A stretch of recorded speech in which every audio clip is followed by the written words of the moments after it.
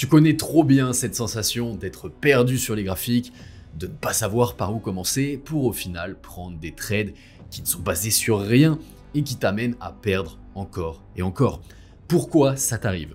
Parce que tu n'as pas de méthode clairement définie pour effectuer ton analyse en top-down. Ici Apollotauruss et dans cette vidéo, je vais te montrer la méthode à suivre en 3 étapes pour savoir exactement quoi chercher, sur quelle unité de temps et comment le chercher pour gagner beaucoup de temps, gagner en efficacité, gagner sur les marchés.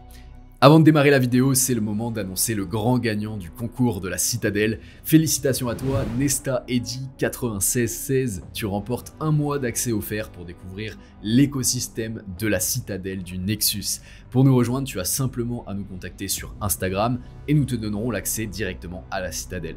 Comme tu l'as dit avec la fameuse citation de Jim Rohn, vous êtes la moyenne des 5 personnes avec qui vous passez le plus de temps. Chez Taurus Analysis, ça fait partie de nos mantras. L'environnement sera toujours plus fort que l'individu. Donc sois prêt parce que tu es sur le point de rejoindre le meilleur environnement et la meilleure communauté qui soit. Bienvenue à toi dans la Citadelle. C'est parti pour la vidéo. Tu commences à connaître un petit peu de théorie dans un premier temps pour établir les principes clés du top-down analysis et également les 3 étapes de la méthode que l'on va voir ensemble. On ira ensuite sur les graphiques pour pouvoir l'appliquer directement et te donner un exemple. La première chose que tu dois comprendre, c'est que tu dois, et ça c'est non négociable, effectuer un top-down complet en partant de la HTF pour descendre sur la MTF, donc en partant des plus hautes unités de temps, puis descendre sur les unités de temps moyennes, pour ensuite, une fois que tu es dans ta zone, pouvoir exécuter sur ta LTF, donc les plus petites unités de temps. La plupart des traders, et ça c'est quelque chose que je vois énormément partout, se focalisent sur uniquement la LTF. À la limite, ils prennent en compte la MTF en finalement pensant que c'est leur HTF, mais ils négligent totalement les plus hautes unités de temps.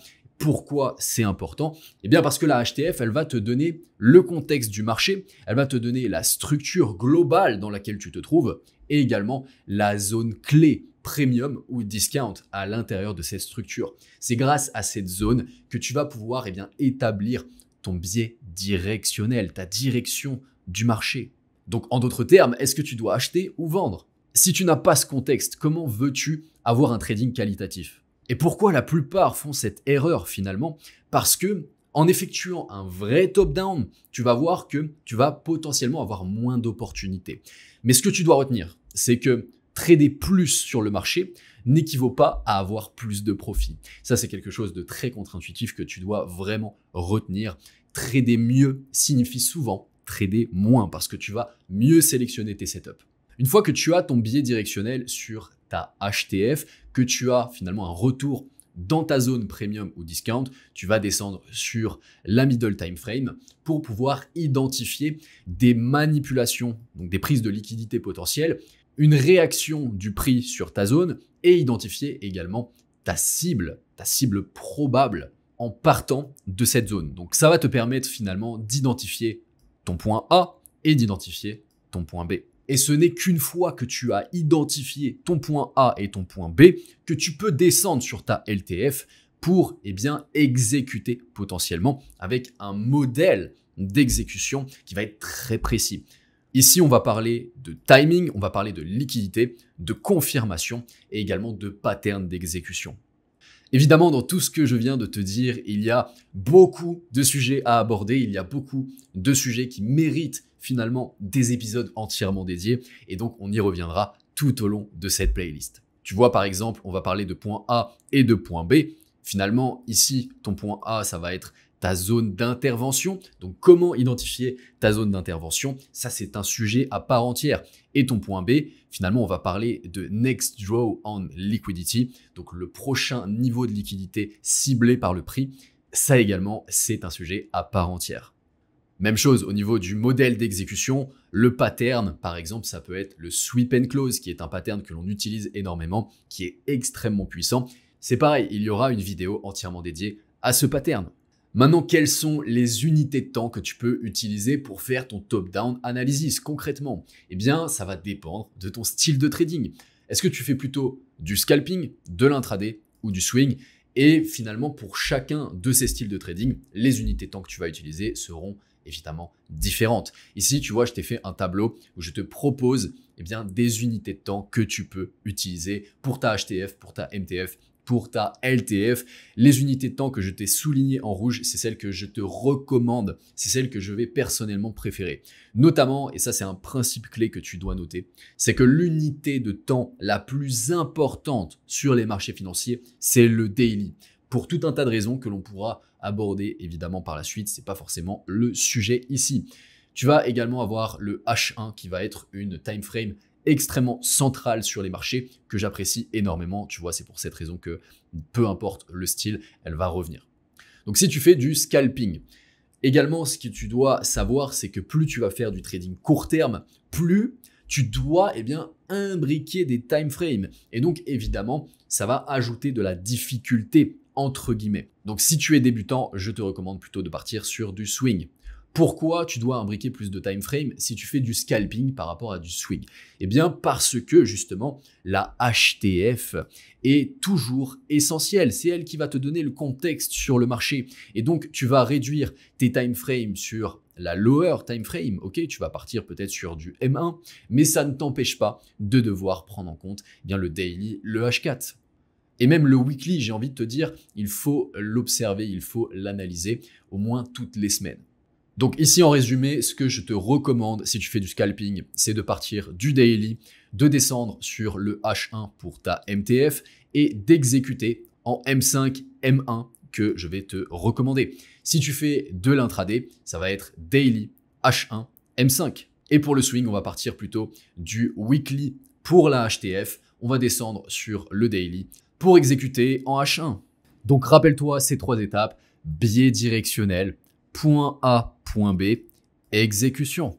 Donc on va prendre finalement cet exemple en intraday sur le daily H1, M5 directement sur les graphiques. Mais avant, je te coupe 5 secondes pour te permettre de récupérer énormément de valeurs supplémentaires et gratuites chaque semaine pour évoluer dans ton trading. Ça se passe directement dans le canal Telegram. Le lien est en description de la vidéo.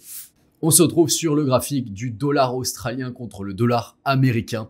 On part du daily, tu l'as compris. Ici, on va avoir très clairement une tendance baissière qui se dessine. On a une première structure baissière sur ces niveaux. On a un retracement. On vient créer une deuxième structure baissière. Retracement. Troisième structure juste ici. On a la prise de ce précédent plus bas. Mais tu vois que finalement, le marché effectue un displacement, une expansion baissière et vient créer cette fair value gap juste ici. Et si on prend du recul sur le marché pour identifier finalement le niveau que le prix est en train de cibler, ce n'est pas pour rien que l'on a une expansion baissière comme celle-ci. C'est parce que l'on a un niveau clé qui va se trouver juste ici en dessous du marché, en dessous du prix actuel. On va pouvoir le marquer en rouge. Tu vois que ce précédent plus bas, il est majeur sur le marché. On n'a toujours pas atteint ce niveau. Après l'avoir frôlé, on a un retracement qui s'effectue avec cette bougie-ci à l'intérieur de notre fair value gap daily. On a une jolie réaction sur ce niveau après avoir pris finalement la sell side liquidity, juste ici, tu connais maintenant.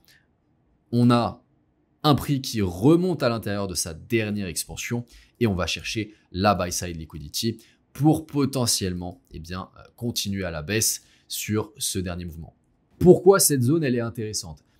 Non seulement parce que c'est un déséquilibre sur le marché, qu'on a une réaction sur le prix, mais également parce que si tu traces ton Fibonacci sur la dernière expansion, c'est une zone qui est en premium. Tu vois ici, d'ailleurs, on a un retracement qui est parfait sur la confluence entre les 0,618 de Fibonacci et les 50% de cette zone de fair value gap. Donc tu vois à quel point c'est cohérent.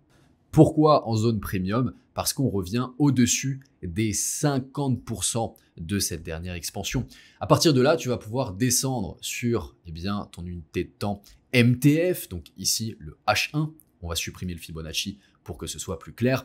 On a donc une prise de liquidité qui est majeure sur le H1 sur ces niveaux-ci. Ici d'ailleurs, on a une zone de supply que l'on vient retester si on raffine à l'intérieur de notre zone clé. Tu vois, c'est extrêmement pertinent ici. On a une trendline liquidity également qui s'est tracé sur ces niveaux que l'on va chercher. Ça, c'est un pattern d'ailleurs que tu peux ajouter, implémenter à ton trading qui est extrêmement puissant. On a une touche, 2 touches et ici 3 touches avant que le marché finalement parte chercher l'extrême de cette trendline. On a donc une jolie manipulation, une réaction du prix. On vient finalement traverser cette zone de fair value gap que l'on avait tout juste créée et on se trouve actuellement sur cette zone. Maintenant, sur la MTF, tu l'as compris, tu dois établir ton point A et ton point B. Ton point A, eh bien, il se trouve juste ici, puisque c'est sur cette zone, après la manipulation, que l'on a une réaction. Et ton point B, eh bien, il se trouve sur ces niveaux-ci, et également sur ton niveau clé, qui est en rouge juste ici. Tu as également une trendline liquidity qui s'est formée juste ici, qui t'ajoute de la confluence finalement à ton analyse.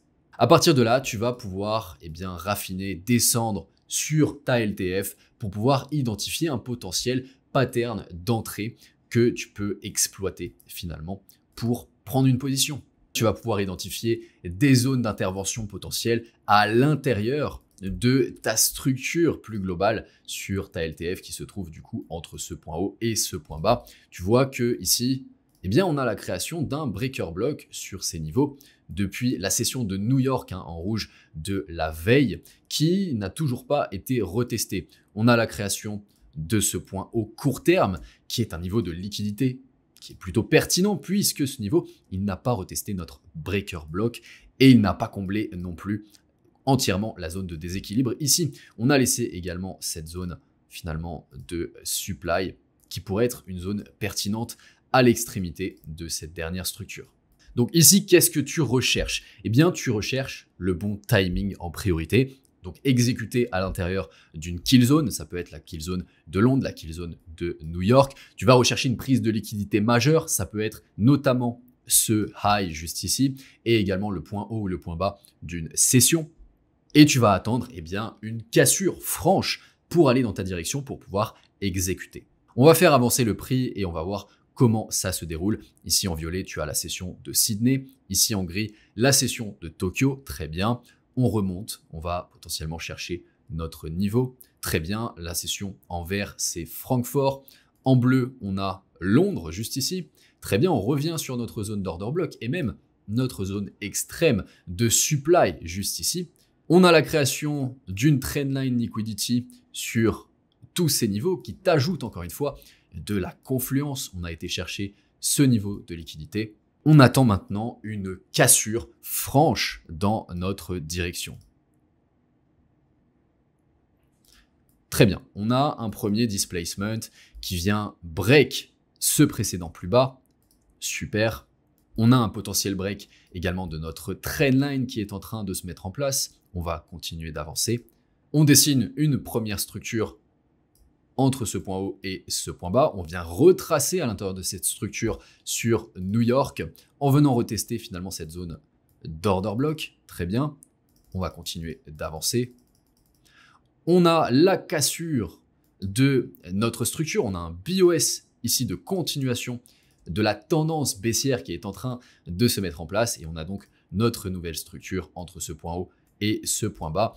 À partir de là, tu peux potentiellement exécuter au marché pour être certain d'être déclenché par le prix. Stop loss juste au-dessus de ce point haut pour être plus sécuritaire ou alors sur ce point haut court terme pour une position plus agressive. Finalement, le take profit sur ton niveau clé HTF pour trader la continuation de ta tendance de fond. On va remonter sur du H1 pour que ça aille plus vite. Très bien. Et on va laisser le prix défiler. On voit qu'on a une réaction sur notre trendline. Très bien, le prix réagit sur notre premier niveau et finalement, il transperce notre take profit pour atteindre le niveau clé ciblé. Cher Taurus, c'est la fin de cet épisode. Laisse un like à la vidéo si elle t'a aidé à établir ta méthode de top-down et cadrer ton trading. Abonne-toi et active les notifs pour être certain de ne rien manquer des prochains épisodes. Je te dis à la semaine prochaine pour la suite de ta formation. C'était Apollo. Ciao, ciao.